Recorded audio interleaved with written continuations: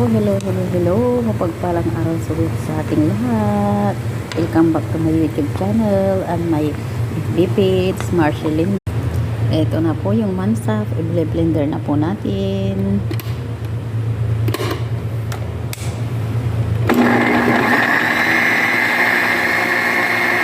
Ito na po yung mansaf na blender natin. Haluin natin ng haluin hanggang hindi pa kumukulo. Hindi pwedeng tigilan ng paghalo para hindi po siya magbubuo. Haluin ng haluin. Tapos luto na po natin yung ating bigas.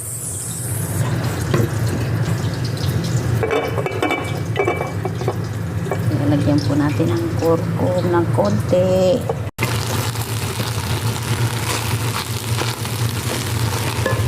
Saka ito na po yung ating mansaf.